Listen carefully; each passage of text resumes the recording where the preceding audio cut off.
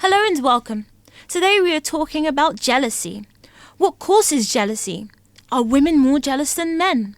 What are the different types of jealousy people experience? This is all coming up on today's show. Jealousy has been defined as a feeling of resentment against a rival, a person enjoying success, or against another's success or advantage itself. Jealousy, according to online blog Tipsy Writer, is a feeling described differently from envy. It's a feeling that occurs when experiencing loss, whereas envy is described as a feeling that someone has when they don't get what they want. It is even said that extreme jealousy can have physical effects on your body in the form of stomach aches or feeling physically sick. The greatest means of overcoming feelings of jealousy is what doctors and therapists alike prescribe, and that is through being honest with yourself and others about your emotions. Doing the opposite and not admitting that you have the feeling is actually said to cause more harm. Hello everyone, welcome to Love Talk. Today we are dedicating the program to the green-eyed monster himself. That's right, today it's all about jealousy. Some people say a little jealousy can be a good thing, while others think a relationship should be completely void of this feeling. But one thing is for sure, if left unchecked, this can often be like rust to metal. It creeps in and brings a relationship to a slow death that it may never recover from. Now, I have to let you all in on a little secret that you probably didn't know before. I was one of the jealous types before, believe it or not. At the beginning of our marriage, I had personal issues that had not yet been dealt with, which eventually transpired as a jealousy that would sometimes fuel arguments between James and myself. And this is often the case in most relationships. Jealousy is almost always rooted in something else that perhaps has never been dealt with. Since this is a topic that can easily seem a little heavy, let's watch this video that shows the funny side of jealousy. Let's make it official.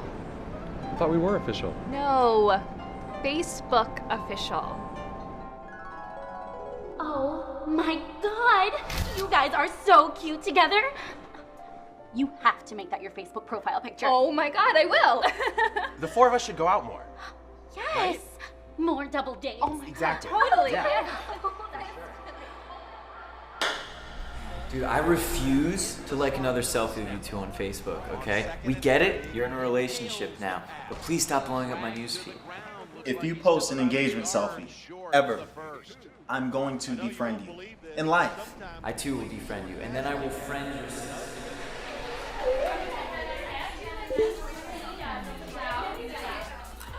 You told me there would be other guys here. I thought there would be. Oh my god, will you take a picture of us? Come on. Are you cheating on me? What?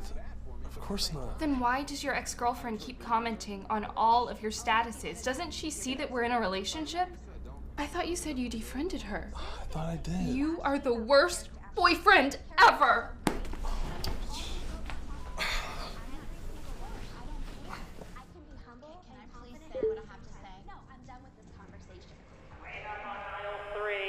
Clean up on aisle 3. Whipped boyfriend buying tampons on aisle 5. Oh my god! Yes! Oh my god! Yes! Yes! Yes! Yes! Oh my god! Look! I said yes! She did. Hey, Mom. Isn't this amazing?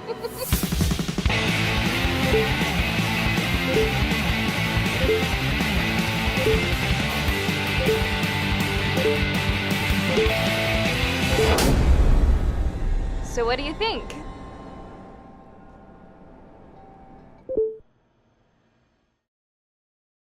You can see that in some cases, jealousy is sometimes a little bit of an overreaction. Now, we usually share our views about relationships and what works and what doesn't. But we thought today it would be a good idea for Helena to talk about her previous experience with jealousy. Well, it's true that I've spent many years, quite a few years of our marriage feeling that way, feeling very jealous, very insecure, and I had no apparent reason to feel that way. But I've come to realize later, because I was very young. I was 19 when we got married. I was 21, she was 19 when we got Yes. married, so we were very inexperienced. Yes, but I knew what I wanted, and because of my background and growing up very fast due to other situations I was facing, 19 for me was like I was 20 many. But I didn't resolve many of the inner issues I had inside of me that I carried from my childhood. Mm-hmm. So I used to make my husband my whole world. He was my sunshine. He was my everything. So any little thing to me seemed like something else. Yeah, I remember. And you've suffered quite a lot because of that. Tell the truth. Now it's your turn to tell the truth. Suffered is a strong word. It was exactly. challenging. It was challenging. At that time, I think there was a cousin that you were a little bit jealous of, but I think I was jealous of everything and everyone. Almost. But I think it got us to a point eventually where you were able to deal with those things, and we were able to eventually move on. Yes, I had to understand what was going on. Why am I so insecure? Why? I have no reasons to feel that way. You never made me feel like, you were not faithful or anything. You were a very faithful man, and that's why I married you. Why? There were many inner issues inside that needed resolving. And the thing is, I only resolved my issues when I was honest with myself and sincere with myself, because I used to blame everyone else. No, it's him because of this and that, because he doesn't give me attention. But he's with me, we work together. Yeah, and so this is the first kind of jealousy that we're talking about today, because in our opinion there are two kinds of jealousy. There's a jealousy that is unfounded, which was the case with us at that point, and there's the jealousy that has a reason for its existence, which is the case of a couple that will be with us in the show a little later. They'll be sharing their experience. But we're going on a short break right now, but don't go anywhere, because when we come back, Helena is going to be telling us about how she beat the green monster into submission. Don't go anywhere.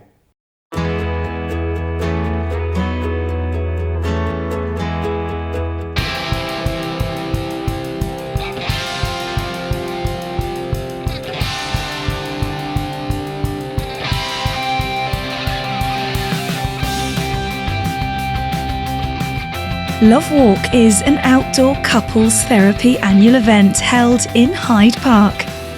It aims to support couples at all stages of their relationship, whether it's their first date or they've been married for several years.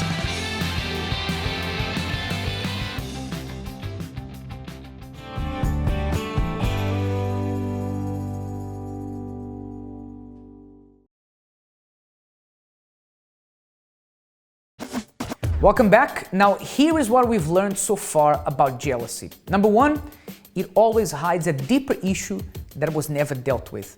Number two, it corrodes relationships beyond breaking point.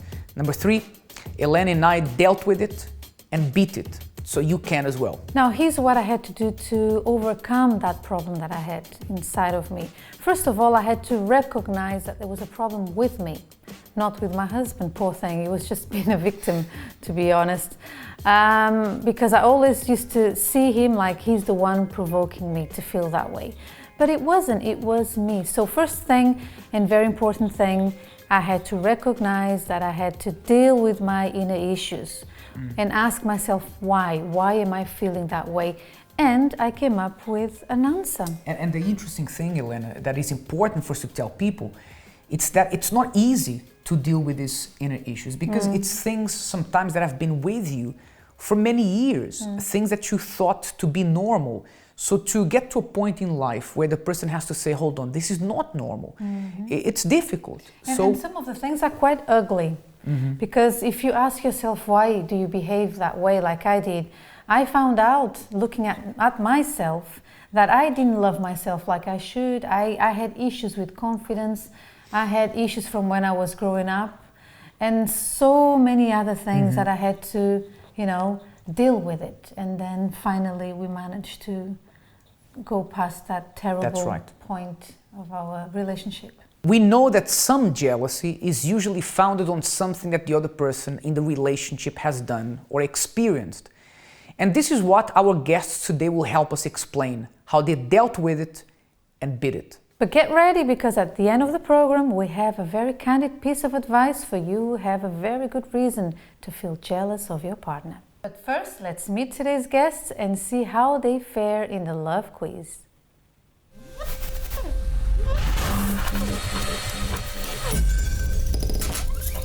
Hello and welcome to this week's quiz. I have with me today newlyweds Yasmin and Tepiwa, and we are about to find out how well they know each other. The rules are very simple. I will ask you each 5 questions and you have only 10 seconds to answer each one correctly. Let's begin with Yasmin. Are you ready, Yasmin? Yes. Let's go. All right, question number 1 for you. What annoys Tepiwa the most? 10 seconds. Probably that I take too long to get ready in the mornings. Yes, correct answer. So you know this one already. Question number 2. What are you most likely to argue about? 10 seconds. I can see his face. Being able to decide what to wear. Nope. And you run out of time. He said small petty things usually. In a way that after you are like, why are we arguing anyway? You see what I mean? Yeah. Very typical of couples. Question number 3. What's his favorite food? He doesn't have any. Correct. He likes everything. Well done. Very easy to please, I imagine. Question number 4. What does he like to do in his spare time? Spend time with family, friends. Nope. I don't know. Yeah, you ran out of time. He said watching movies. Oh. It's a man thing. Yeah. Huh? Watching telly, movies. Question number 5. You still have this one, okay? What does he like the most about you? 10 seconds. My eyes. Maybe. I'm sure he does, but he answered that you guys are very alike. Oh. So when someone meets you, or they tend to say, "Oh, you will remind me of him." So he likes that you guys are very much alike. So yeah, sorry, wrong answer. Tepiwa, it's your turn now. Are you ready for this? Yes. Are you going to do better than Yasmin? I'm sure I will. You sound really confident. Oh yeah. Yes. Okay, let's begin then. Question number 1. Yep. What makes Yasmin happy? What makes Jasmine happy is spending time together. I'm sure she does, but she answered something else. What makes Jasmine happy? You ran out of time, her answer was when you prioritize her. It makes us feel really special. Of course. Okay, you still have 4 more to go. Let's go. Try to focus. Question number 2. What's her favorite lipstick color? Now this one is very hard. This one's very easy for me. It's red. Exactly. Yes. That was Question number 3. What's her favorite accessory? A favorite accessory would have to be, if not her ring, it would be her handbag. Yes, that's correct. I'm not sure if Yes. we're going to count this one as correct, but let's see how we're doing for time, okay? Question number 4, what's the shoe size? It depends actually. It's either a 3.5 or a 4 depending on the type of shoe it is. Wow, that's correct. Wow, this is the most... I buy her a lot of shoes. Okay then, all right. So last question for you, Tepiwa. Yep. What does she like the most about you? 10 seconds. My smile. Maybe, but she said something else. Quick. You're We're running out of time. That I'm generous. I'm sure she appreciates that, but she answered something else and you ran out of time. She said, when you cook. You said she likes to eat, so... And the score is... It's a draw. Yes, you heard me. It's a draw. Sorry, Tepiwa, we could not count the other one, the 4th question as correct because you ran out of time. But well done to you both. You did really, really well. Well, for those at home, let's join James on the sofa and let's get to know this couple a bit more.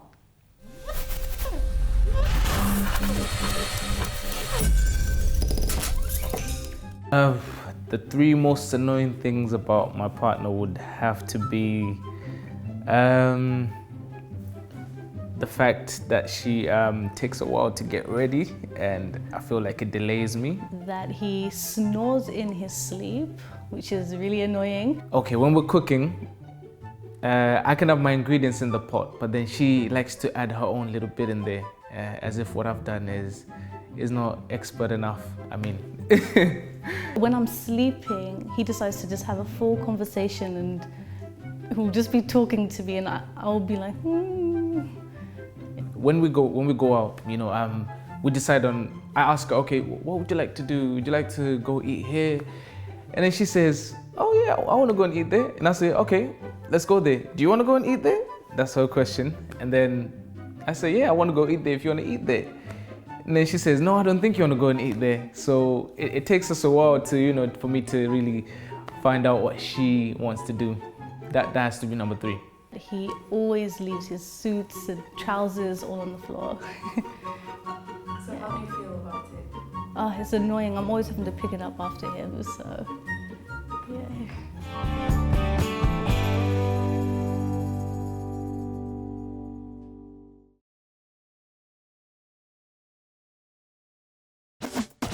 Welcome back. Now, you've already met today's couple, Yasmin and Tapiwa, and it was a draw. Am I right in saying it was a draw, guys? Yeah, yes. But he did quite well, you know, although we tend to go easy on the men. I'm sorry. No, seriously. Much easier. So, congratulations. It was a draw. I mean, that way no one goes home upset, right? That's it. Yes. Both happy. Now, guys, we brought you on the show today because you have a very interesting story to do with jealousy. Yeah. And if I can start with you, Tapiwa, I mean, where did things start to go wrong? Because you've been married not long, but you've been together for 7 years, right? Yes, 7 years. So where did things go wrong? Where did this jealousy start to come into the relationship? I mean, I believe, you know, the jealousy began when we were much younger. I mean, we started dating, she was 16, I was 17. And, you know, I kind of like was a bit, not a bit, I was unfaithful to her. So I believe from me doing that, it kind of like led her to feeling insecure, feeling like, you know, she can't trust me. And I mean, of course, as a young lady, she's going to feel jealous about other girls she would see, even if they're female friends sometimes. But, you know, it most times lead to more than that. And I can understand she was jealous because of that, you know? Right. The question is, why were you unfaithful? Why would you did you know it was wrong? I knew it was wrong. You know, I knew it was wrong.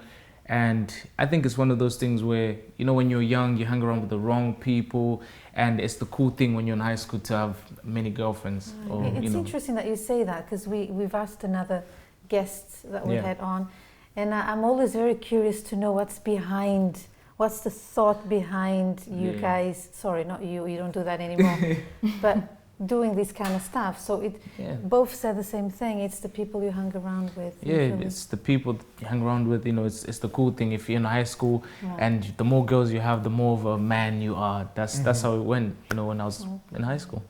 And did you ever think, if I do this, I'm going to be hurting this person that I'm with, that I love? Did you think you were hurting her, or it wouldn't even cross your mind? You know what it was? It was more so because, you know, from being young and like you have friends around you who are like, you know what, you're young, live your life, you know. For me, I never foresaw like, you know, like, oh, we're going to be here today where we are. So for me, it was one of those things like, oh, you know, live in the moment. She might get hurt or she might not. If she finds out, then you just have to move on to the next girlfriend. Right. Wow. You know, Okay. it's Right. And how did you feel? Like, if you don't mind me, because I'm looking at her and I'm like, I admire you because you're still with him, and of course now he's a changed man, and you got married, and you've also changed a lot. But how did you used to feel as a result? Try to go back in time and give us some more details, if you don't mind. I think because I was quite young, like I think I was quite naive. So like in the back of my mind, I didn't really believe, you know, some of the lies he would tell me. Like I would, you know, some of the stuff wouldn't make sense, and I would think, well, I feel like he's lying. But I kind of wanted to believe his lies because to be honest, I kind of like he was like my everything. So for me, I kind of just thought it was easier to believe what he was saying rather than, believing what other people may be saying or... And the thing is, when we started speaking about jealousy at the beginning of the program today, we were saying that there's two kinds of jealousy. There's the jealousy that is unfounded, and there's a jealousy that has reasons behind it. Your jealousy had a reason, right? Definitely had a reason. 100%. 100%. I mean, we're laughing about it now, but it was no laughing matter, no. right? He actually made me feel like I was the first type of jealousy where I had no reason to be jealous or whatsoever. So he was good at lying. Yeah, and I would always think, maybe I'm just being a little bit over the top. Maybe it's not true. But this is quite common, I was talking to someone recently who came for advice, and she was saying to me, but he does these things, my boyfriend does these things, and I feel really insecure. But then she always mentions these things, and I'm like, one day I said, but what kind of thing does he do that makes you feel so uncomfortable and jealous? Oh, when I get his phone, when we are like chatting and like, oh, let me see your phone, and then I'm going through his pictures, I see photos of almost naked women, and I'm like, oh, what is this? Oh, this is nothing, darling. This is just, everyone does that. We just, and all this other, so actually it's reverse psychology. I don't know if you call it that way. It's true, because it's the same situations, because I would, go through his phone and I would see the same kind of stuff, like, Make you believe it's normal, like there's nothing wrong. That's if I would even let her see my phone back then. I remember, we'd have so many times when she'd say, oh, can I go on your phone? And I remember, oh my goodness, I don't want her to see either a message or whatever it is. And I'll make up some kind of excuse. Oh, no, I mean, why do you want to see my phone anyway? Don't you trust me? Making up silly little excuses like that to make her feel like she's crazy. Or people who watch our show, they don't believe those excuses anymore. Because we talk about these things quite a lot, even on our Dear Love Talk videos. Right. Now, Yasmin, having gone through that point where you were cheated on and betrayed, what did that do to you as a woman? I mean, did it hurt your, I wouldn't say your ego, but your confidence, for example? Did you stop feeling as confident as you were before? Did you become like a very jealous person?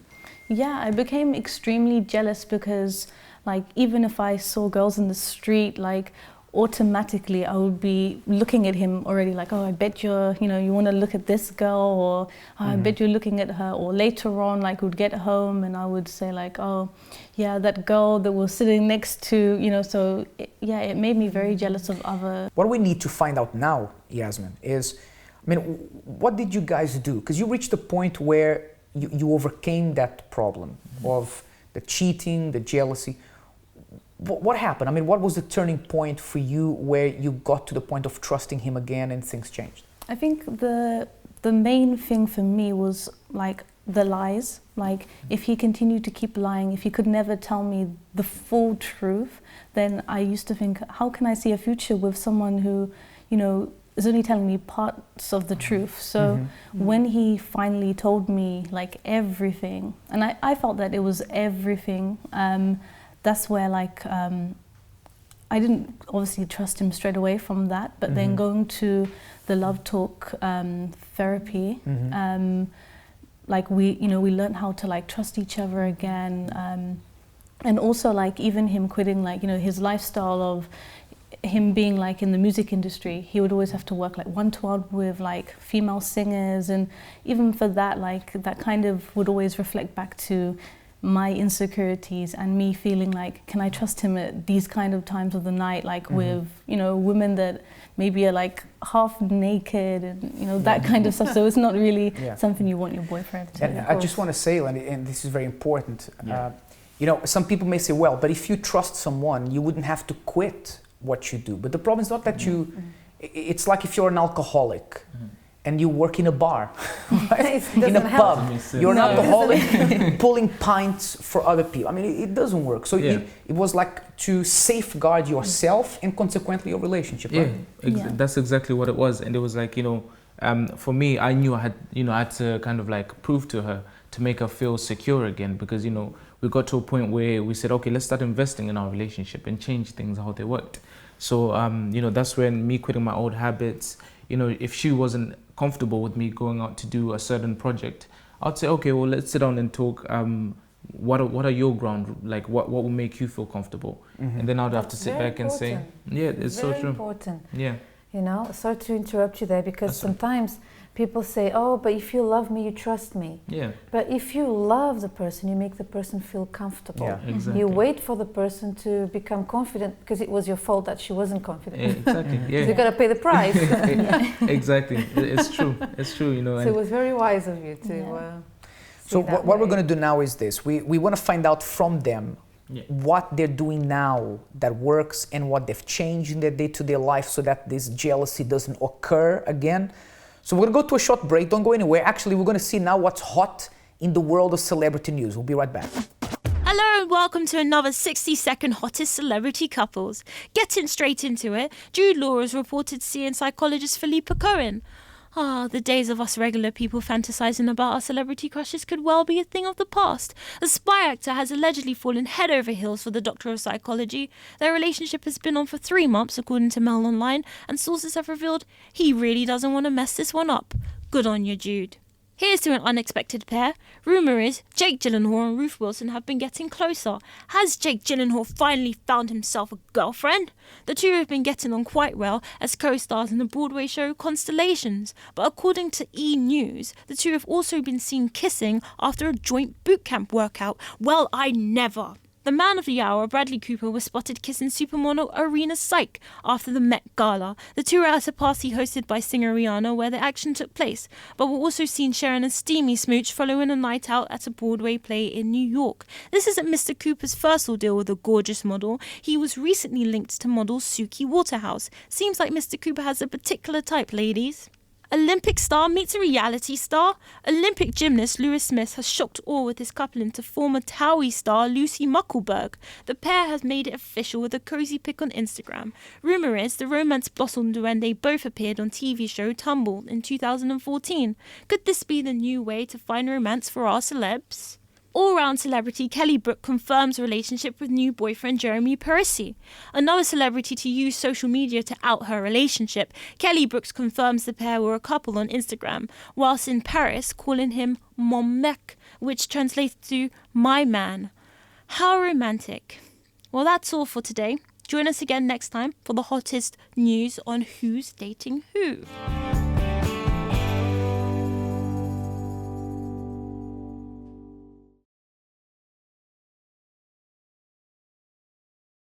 Hi, so thank you for meeting with us today, Naomi. So today we're talking about jealousy and the effects that it has on relationships. Could you tell us how you think that arises in your professional opinion? Yeah, so jealousy, I think it's important to clarify what jealousy is first. So jealousy is sort of the experience of wanting something that somebody else has. And so in relationships it often arises when one person in the relationship thinks that the other person is spending time, whether that's romantically, intimately, even on a friendship level sometimes, with other people, and they are the person who's jealous is desiring that attention or that time and is feeling angry, emotional, upset, frustrated about not getting that time with them. So that arises in relationships quite often when you've got somebody who, for a multitude of reasons, might become jealous because, you said, why does it arise? It's not a simple answer, but one reason might be that somebody has a history of relationships where people have rejected them or betrayed them or made them feel unsafe or insecure. What's happening to the person that's actually feeling the jealousy? How is it impacting them? It would be different for everyone. If I take as an example the person who has maybe had a lot of experiences of being let down in relationships, so for example, that might be somebody who as a child had a parent who left without telling them, or was taken away from home without any notice, or somebody who was let down by a previous partner that they really trusted. So if you look at somebody like that who's got past experiences of not being able to trust people that they were really close to or cared about, then I would say what's going on in that experience is some kind of reliving of the past, that they are unable to be in the present relationship. So rather than being able to see the relationship that's happening in front of them, they're constantly going back to these feelings that are so familiar and projecting those feelings onto every new relationship, and are unable to sort of step back and see, this is what's going on now, this is the present, this is this person. Just because this happened to me then doesn't mean this is what's always going to happen to me. What's your advice in terms of how to overcome jealousy? So the first step has to be becoming aware of yourself and what's going on inside yourself, which is the first step with anything psychological, is being able to take a kind of a longer view and get some perspective and realise this is something that recurs in my relationships. I'm always jealous when I'm in relationships, and this is something that I want to change. So the first step would be understanding that this is an issue. The next step would be tackling it, however the person feels most comfortable tackling it. So I would say, to begin with, a lot of people come for couples therapy with these situations, which you can do if the jealous person feels like they don't want to do anything on their own. You can come with your partner and stuff can be done. But it's often better if the jealous person comes alone, because they will have a lot of stuff to process that's from way before this relationship that they need to talk about and talk through. And if anybody wanted to contact you, do you have a website that they could contact you on? Yeah, my website is www.northlondon-therapy.co.uk, and my email is naomi@northlondon-therapy.co.uk. Well, Naomi, we'd like to thank you today for joining us. And with that, guys, I think we'll go back to the studio. Welcome back, and before we move on to knowing what is happening now with our guests, what is their life like together, I just would like to remind you at home that we have a website, which is lovetalkshow.tv. We also have our YouTube channel, which I would love for you to subscribe and receive our weekly videos.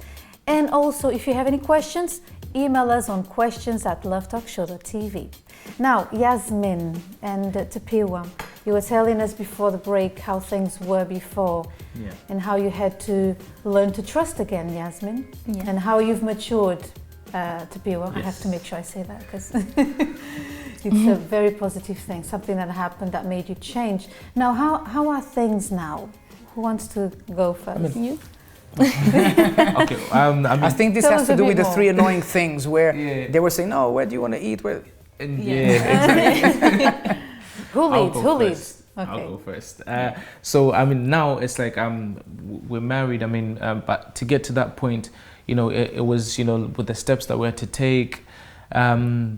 Now it's one of those things where we respect each other, which is a great thing that we lacked in our relationship.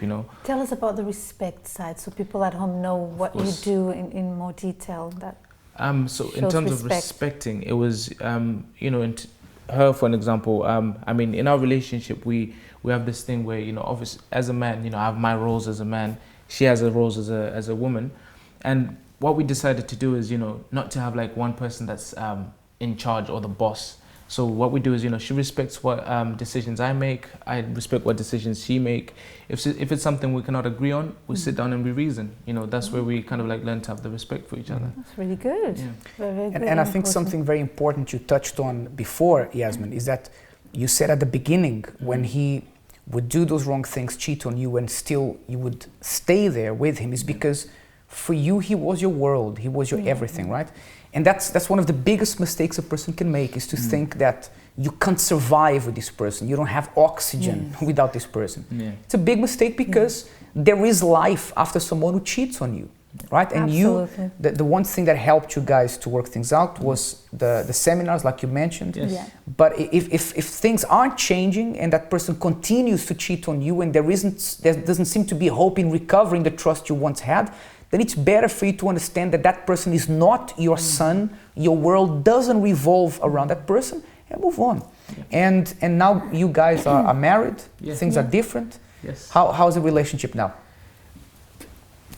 It's, Yes, no, it's really, really good. There's Because you got married recently, right? So how yeah, Yes, a just month over ago. a month now, isn't it? Over a month ago. Yeah, but yeah, like there's trust. Like we're very happy. I mean, maybe it's because we're still like a honeymoon stage, but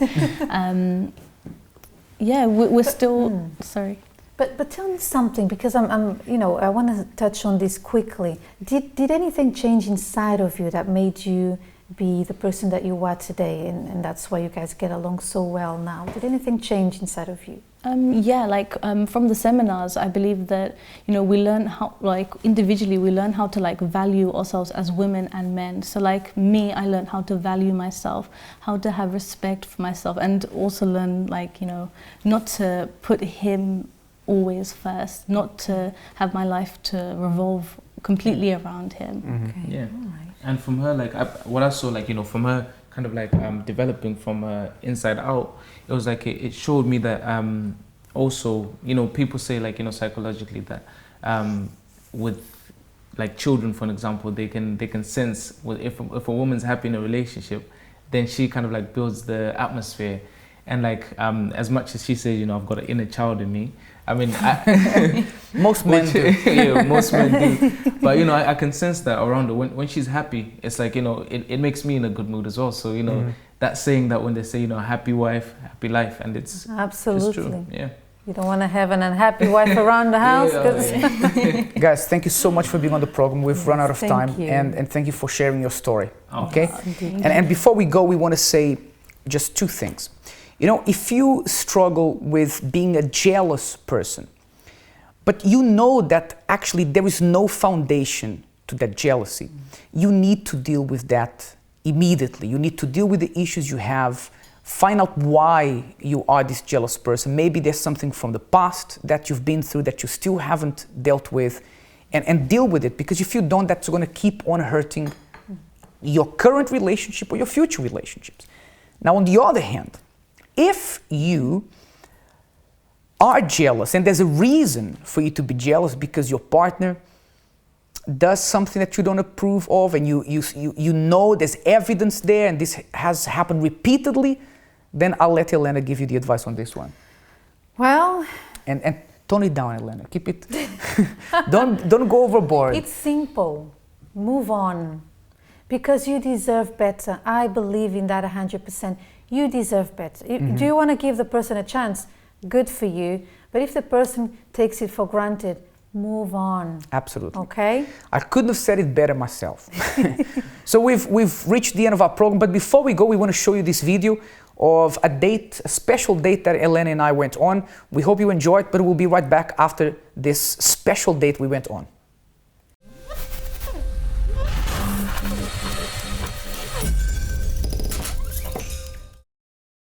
Volunteering for charity has now been named as one of the top 21 things to do on a date. So Helena and I are here at Positive East, and we're going to see what they do, what they're about, and how you can help as well, how you can volunteer as well, should you choose to do so. So let's see what's happening.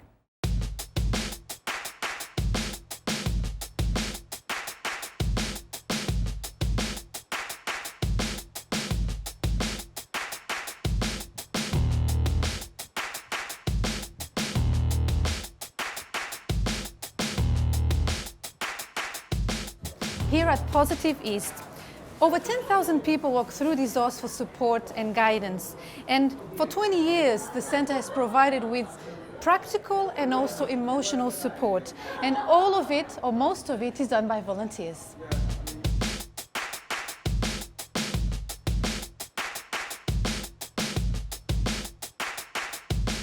I'm here with Paul Fleming at Positive East. Paul, thank you for having us here today. Can you tell us a little bit more about what Positive East do? Positive East is London's largest HIV charity. We help people who are living with or affected with HIV, and that is from a point when they're first diagnosed and often in a bit of a state of crisis to a place where they feel much happier, much able to think positively about the future and get on with the rest of their lives. Right, so how long has Positive East been going on, and where did it start? What was the idea behind it? Positive East started in 1991. At that time, the HIV and AIDS epidemic was going global. It was a pandemic. There wasn't a cure for HIV. There still isn't a cure for HIV. But back in 1991, people who were diagnosed with the virus invariably died. So lots of support organisations set up in the late 1980s, early 1990s, and Positive East is one of those. Her role has evolved a lot since then, fortunately, because the nature of the virus has changed in the sense that medicine has advanced enormously. So if, like me, you have HIV, and I've had HIV for 13 years now, then I'm not likely to die of HIV. I'm likely to die of old age because medicine has advanced sufficiently. So how do you guys help people, and who do you help? We do two things. We do prevention and we do support. In terms of HIV prevention, we go out into the community and test in more places than anybody else in London. We do an instant HIV test, which is just a rapid finger prick test, and you get your result in 10 seconds. It's 99.9% correct. So last year we spoke to 25,000 people, and we did slightly more than 2,500 HIV tests. It's important for us that people who can avoid the virus, avoid the virus. But if you do have HIV, if you have contracted the virus, then we do a lot of support. A lot of people, when they've been diagnosed with HIV, kind of have a bit of an existential moment and think, well, what on earth am I doing? Life's a little bit too short, really. And they do look for a career change. And it's not unusual for people, despite their background, to want to work in advice, giving support, HIV prevention. So we offer opportunities for people to do that. Volunteering opportunities are well recognised, and last year we won the highest accolade available to any charitable organisation in the UK. We won the Queen's Award for voluntary service. So how important is volunteering to Positive East? How much do you guys rely on that, and how can people volunteer? Volunteering is really important for Positive East. It's important for two reasons. One is financial, and one is a holistic concept of supporting people with HIV. It's financial because we're facing cuts in health and social care. A lot of our funding comes from local councils, and that is being questioned. So there are now more people living with HIV in London than there have ever been. We really need more money to be able to deliver more services to more people, but our funding is being cut. So if we can come up with creative ways of delivering our services for less money, and that may well involve using volunteers, then that is something that we need to do. If people want to volunteer for Positive East, how would they go about it? Would they call you, send you an email? What would they do? It couldn't be easier to volunteer for Positive East. All you have to do is look on our website, which is positiveeast.org.uk. There's a big button that says volunteering. Just click on there and it gives you all the different ways of getting in touch, getting involved, depending on what time you have, depending on what your skills.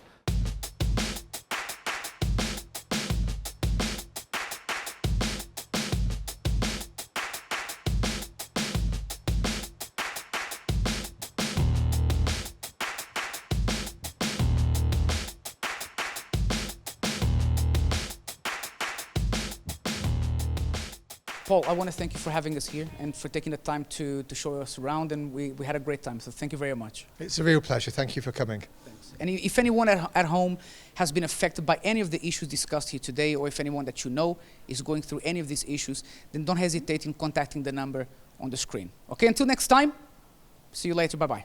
Bye. We hope you enjoyed that as much as we did. Although you were there fun. sitting in your sofa, you weren't really there with us. But it's an idea. You can do Absolutely. And next week, there'll be more. Until then, have a wonderful day. Bye-bye. the same. Bye.